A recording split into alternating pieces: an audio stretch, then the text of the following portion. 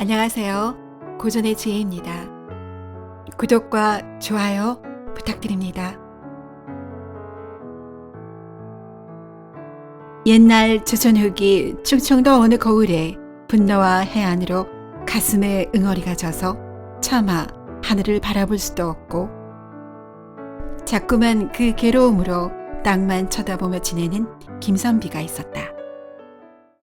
한때는 위세등등한 가문의 일원이라는 자부심으로 모든 걸음걸음마다 자신감이 넘쳤던 김선비였지만 10여 년 전에 당파 싸움으로 문중 전체가 후손이 끊기게 되는 병을 받았고 김선비 또한 유배지로 떠났으나 몇 년 전에 유배지에서 풀려나 집으로 돌아왔다. 집으로 돌아와 보니 지병이 있던 아내가 얼마 지나지 않아서 세상을 떠났고 유일한 문중의 자손으로는 김선비의 아들과 딸만 남게 되었다.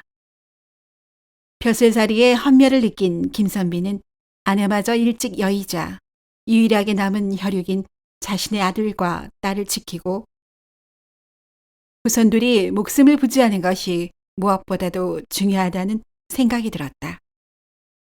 또 글을 많이 안다고 해서 높은 벼슬에 오르는 것이 행복한 삶을 보장한다는 생각도 들지 않았다.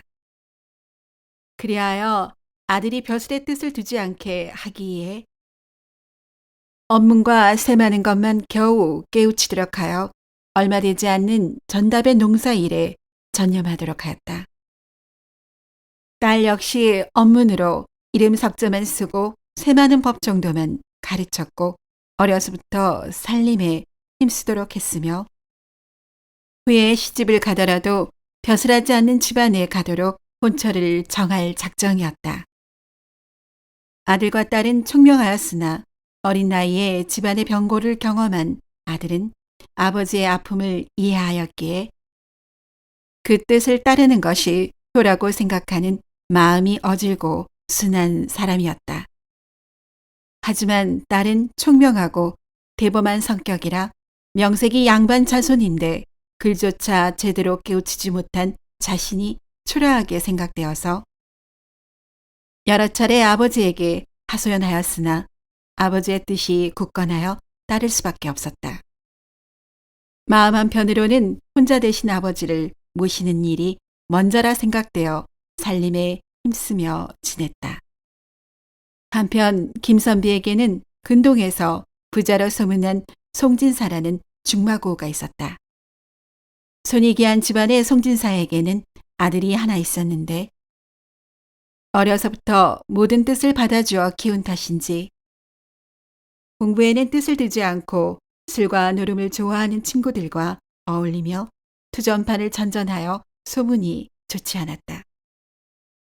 이 아들이 어느덧 나이 20살이 다 되어가자 송진사의 시름은 깊어졌고 어찌하면 아들을 바로잡을지가 항상 걱정되었다. 어허, 하나밖에 없는 아들 자식이 이 모양이니 조상님을 뵐 낯이 없구나. 아이가 성품은 악하지 않은데 어찌하여 이 아비속을 이다지도 끓이는가. 아이를 바로잡을 무슨 수가 없을꼬. 이렇게 늘상 걱정을 달고 지내다가 우연히 집마당에서 오손도손 속삭이는 소리가 들려 그리로 고개를 돌려보았다. 이를 보고 송진사는 생각했다. 옳지. 저 하인도 천방지축이었는데 혼인을 하니 저리 차분하게 가장 역할을 하는구나.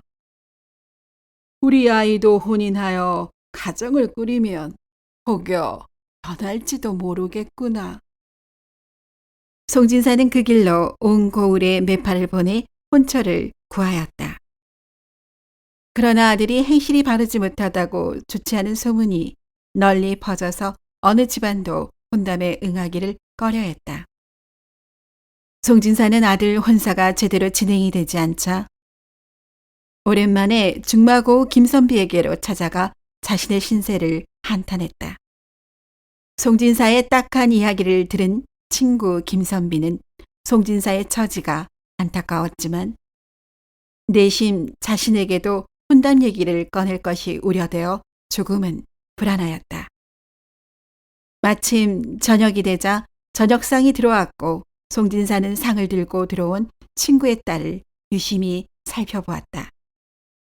행동거지도 차분하고 얼굴도 수려하여 총명해 보이며 이미 관연한 듯하여 며느리감으로는 안성맞춤이라는 생각이 들었다.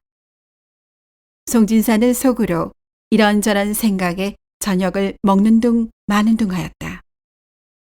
저녁상을 물리자 송진사가 잠시 주저하며 친구 김선비에게 말했다. 여보게, 자네 딸이 벌써 이리도 컸던가? 아주 참하게 성장했구만 그려. 허허.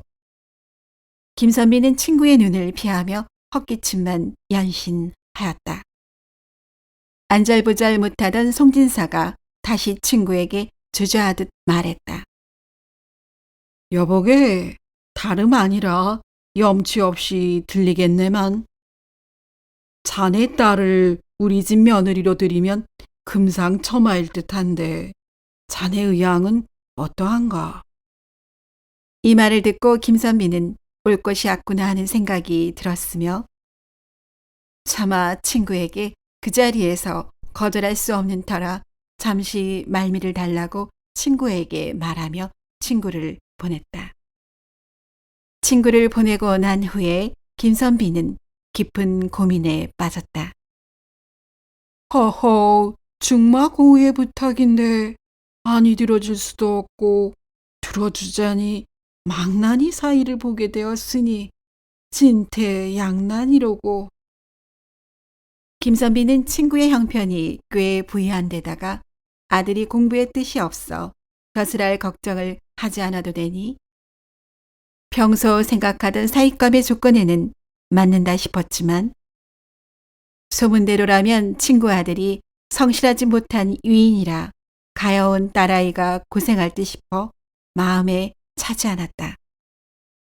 며칠을 고민한 끝에 딸에게 앞뒤 사정을 얘기하고 의향을 물었다.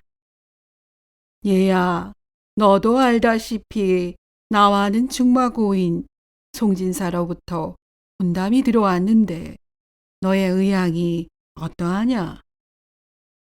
아버지, 송진사님의 아드님은 행실이 좋지 않기로 마을에서도 소문이 자자한데 다른 혼주는 없겠는지요? 김선비는 딸의 반응을 듣고 난감했으며 설득할 마음조차 나지 않았다. 다음 날 거절 의사를 친구에게 전하려니 부담이 되어 밤잠을 설치었다. 딸 역시 일단은 거절의 의사를 내비쳤으나 아버지의 말씀이라 떨치기 어려웠고 이런저런 생각에 뒤척이며 밤잠을 설쳤다.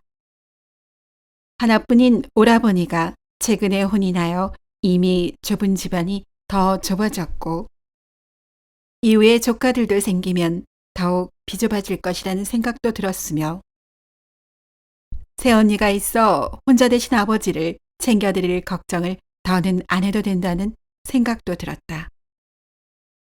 다음 날 아침이 되자 딸은 아침상을 물리고 아버지에게 여쭈었다. 아버지, 어제 말씀하신 혼담을 다시 생각해 보니 제 형편에 딱히 어긋나지 않을 듯 싶습니다. 그리로 시집을 가겠어요.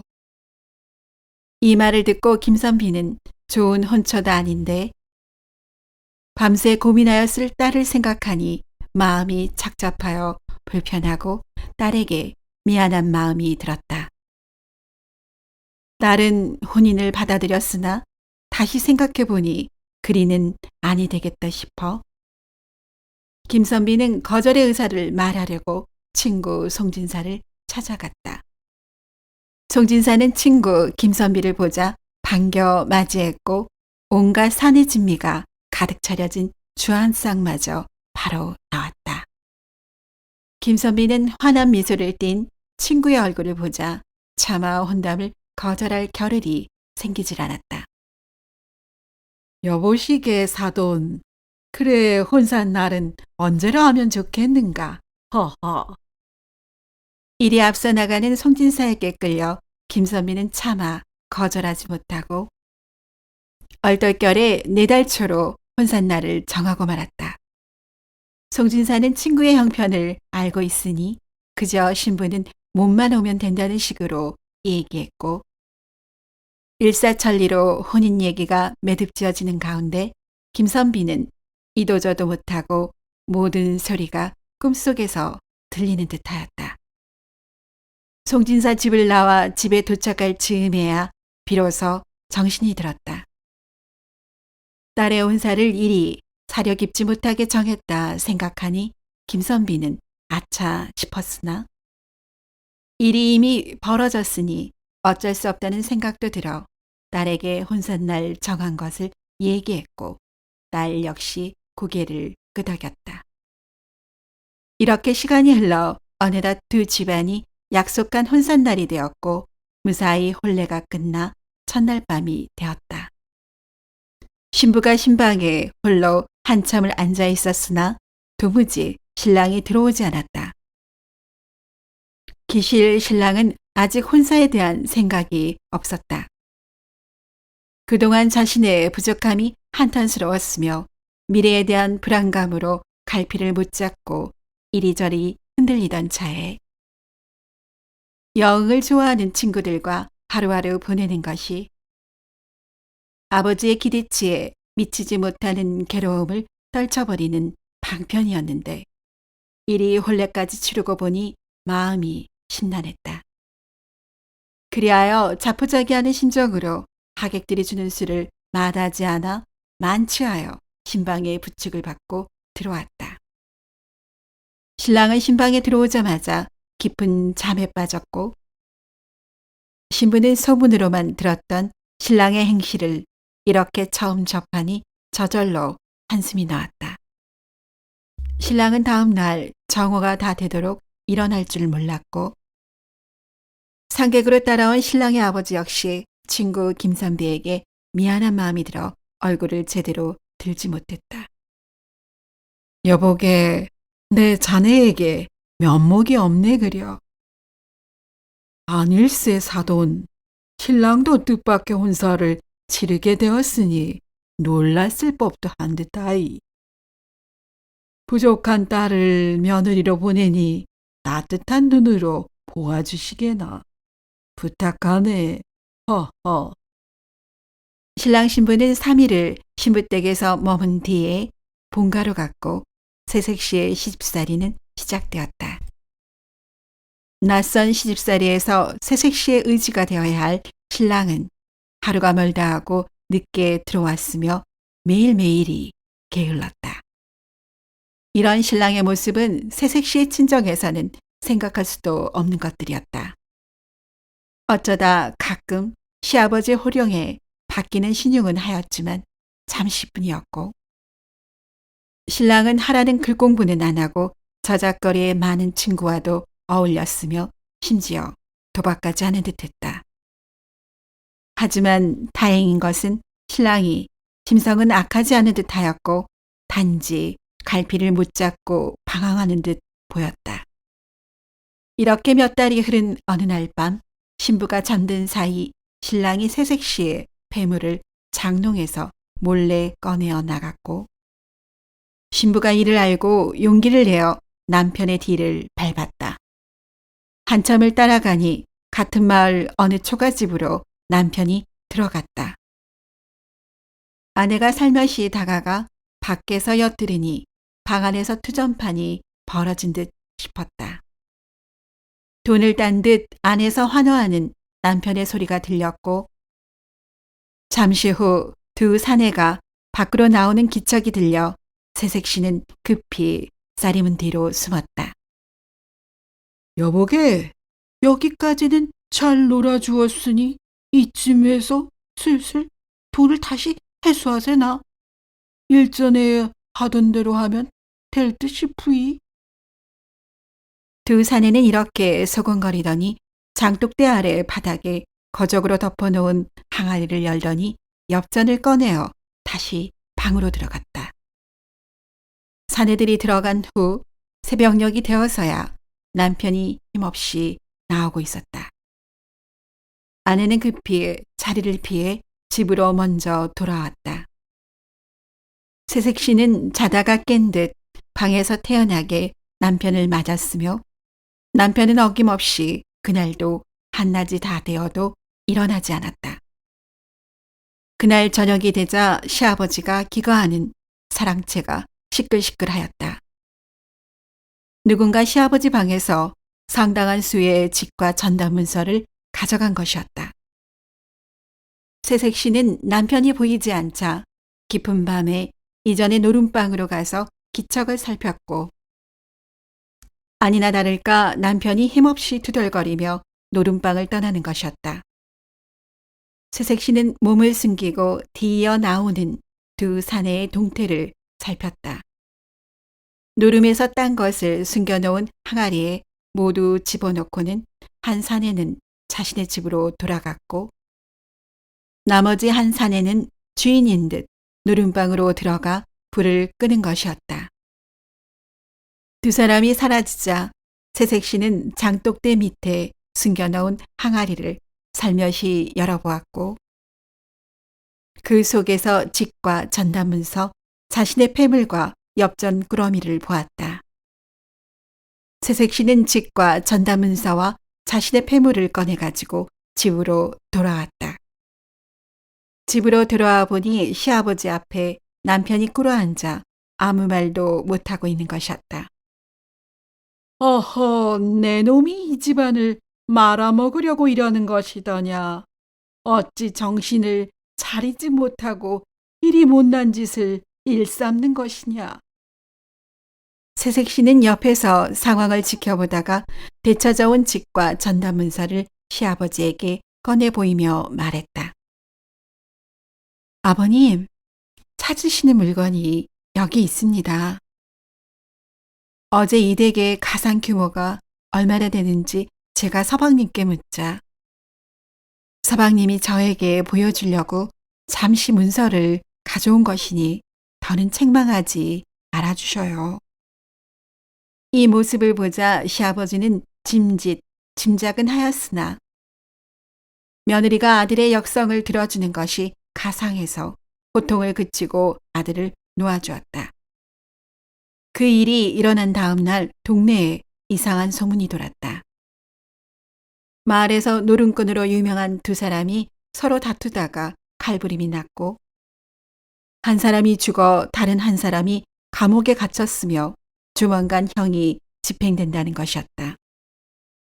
기실 두 노름꾼은 서로 짜고서 신랑을 속여 노름으로 딴 집문서와 폐물이 사라지자 서로를 의심하고 다투기 시작했고 급기야 칼부림이 났다는 것이었다. 이 소문은 아들과 새색 씨의 귀에도 들어갔고 그날 저녁 아내가 돌아가신 시어머니가 물려준 자신의 폐물을 남편에게 보여주었으며 이를 본 남편은 노름하다 잡힌 폐물이 아내 손에 있다는 사실에 몹시 놀랐다. 새색 씨가 그간의 자초지종을 얘기하며 조용히 남편을 타일렀다. 서방님, 제가 용기를 내서 서방님의 뒤를 밟아 직과 전담문서 그리고 이 폐물을 찾아왔기에 망정이지. 어찌하여 이리도 무모한 행동을 하셨습니까? 부인, 내 미안하게 됐소. 당신 덕분에 위기를 넘겼구려. 내 나이 20이 넘어가고 가장이 되었는데 뚜렷이 이뤄놓은 것도 없어서 무엇라도 해볼 요량으로 그만 투전판에 손을 대었소. 이어서 남편은 공부에 취미가 없다는 것과 미천이 있으면 장사라도 해서 사랑구실을 하고 싶다는 말을 이어갔다.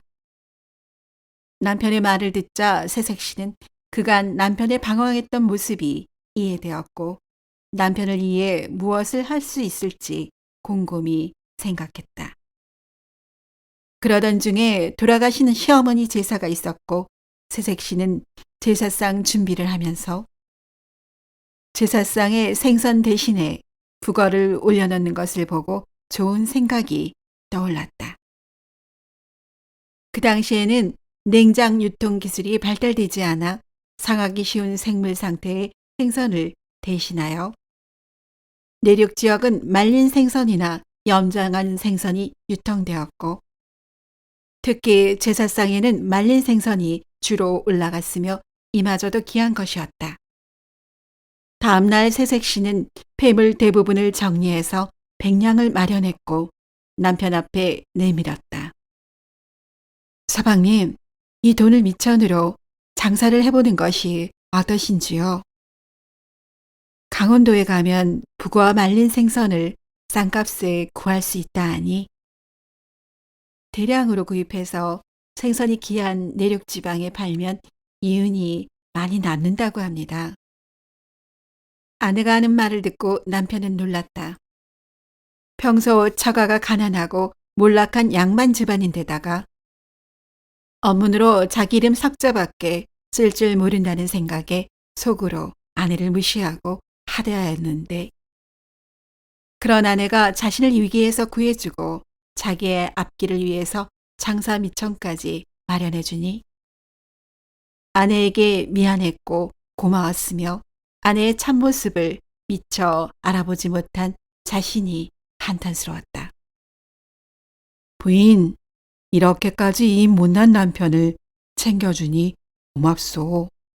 내 이 돈은 절대 잃지 않을 터이니 앞으로 지켜봐 주시오.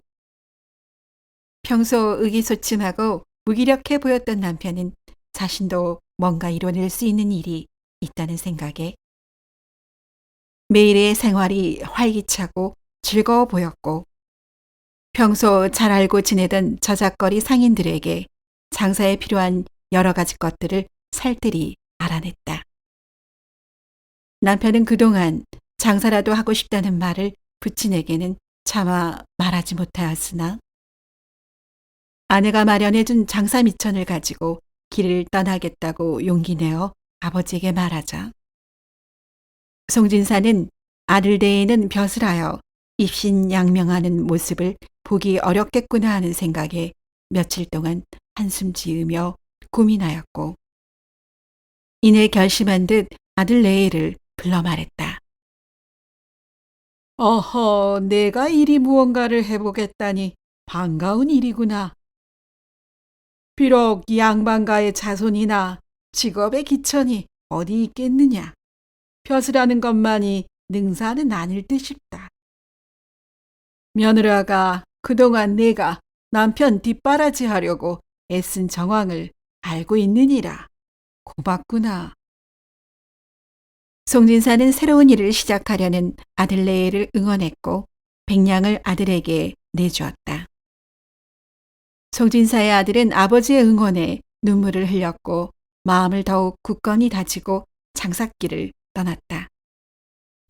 송진사의 아들은 저작거리에서 알아낸 정보로 강원도에 가서 북어와 말린 생선을 적당한 가격에 구입하여 한양과 내륙 각 지역에 걸쳐 내다 팔았고 몇 달 만에 몇 배의 이윤을 얻어 비용을 제하고도 장사 미천이 500냥으로 불어났다. 조선 후기 18세기 무렵 한양 중상층의 기와 가옥 한 채가 200여 냥에 이르렀고 지방은 그보다 훨씬 낮았으니 적지 않은 돈이었다. 아들 부부는 많은 이윤을 보자 용기가 생겼고 500냥을 미천으로 지역을 기반으로 할 수 있는 일이 없을까 하고 궁리를 했으며 좋은 정보를 얻을 수 있을까 싶어 장터에 나가보았다. 그러던 중 약재상 앞을 지나다 보니 허름한 약초꾼과 약재상 주인이 흥정하는 것이 보였다. 다가가 보니 그들 앞에는 산삼이 놓여 있었고 큰 돈의 거래가 되는 것이었다. 약재상 주인에게 자초 지정을 물으니 왕실에 공납하거나 중국으로 내다 파는 산삼에 대한 수요가 늘었고 좋은 값을 받을 수 있다는 것과 산삼은 기한이 약효가 비슷한 장내삼에 대한 수요가 적지 않다는 얘기도 들었다. 아들 부부는 장내삼에 대한 얘기가 솔깃했고 약초꾼을 주막에 데려가 여러 가지 정보를 들었다. 약초꾼은 자신이 그동안 모은 산삼 씨앗의 양이 제법 된다는 것과 생식 조건이 맞고 관리에 신경 쓴다면 재배에 성공할 수 있다는 얘기를 하였다. 아들 부부는 관리가 되면서 재배 조건이 맞는 곳이 어디가 있을까 하고 생각했고 송진사 집안의 선산 주변 산지를 떠올렸다. 산지기가 상시 관리하고 있고 약초꾼이 얘기한 조건에도 부합했다. 아들 부부는 약초꾼과 함께 산으로 가서 북사면에서 적당한 장소를 발견했다. 아들 부부는 미천을 투자해 약초꾼들과 화전민들의 도움을 받아 장례삼을 파정하고 관리했다. 초기에 시행착오가 있었지만 10여 년간의 노력 끝에 많은 양을 수확해서 수천 양의 이윤을 얻었고 그 후로도 수확이 계속 이어졌다. 지속적으로 늘어가는 이윤에 힘입어 아들 레이는 지역에서 제일 가는 부자가 되었다. 그 사이 송진사는 천수를 다했고 아들 레이 사이에 자식들도 늘어났다. 어느 날 아들 레이가 마주 앉아 말했다. 부인, 이 못난 남편이 새 출발할 수 있도록 당신이 잘 이끌어준 덕분에 이리도 훌륭하게 가업을 이루었소. 정말 고맙소. 아니어요, 서방님.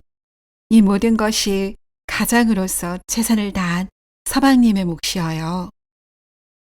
오히려 저희 마을에 귀 기울여 주신 서방님의 덕이 저에게는 큰 힘이 되었어요. 아들 부부는 훌륭하게 가업을 이룰 수 있도록 도움을 준 약초꾼들과 하전민들이 고마웠고 이들이 안정된 생계를 이어갈 수 있도록 이윤을 나누었으며 어려운 마을 사람들에게도 도움을 주며 대대로 잘 살았다고 한다. 이 이야기를 듣고 혹자는 양반이 되어서 학문하여 벼슬을 하지 않고 신분에 걸맞지 않게 장사를 하는 게 말이 되냐고 말하기도 하였으나 많은 사람들은 세상을 살아가는 데는 많이 배워야만 삶의 이치를 깨우치는 것도 아니고 행복한 것도 아니라고 말하며 고정된 틀에 박힌 사고에서 벗어나 직업의 기천을 따지지 않고 자신의 성향에 맞는 일을 찾아 최선을 다한 송진사의 아들을 칭찬했으며 비록 배움은 짧으나 세상 이치에 밝고 모험을 두려워하지 않는 지혜로운 아내의 내조 역시 칭송받을 만하다고 말했다고도 전해진다. 오늘도 이야기를 시청해 주신 여러분께 감사드립니다. 재미있는 이야기로 곧 찾아뵙겠습니다.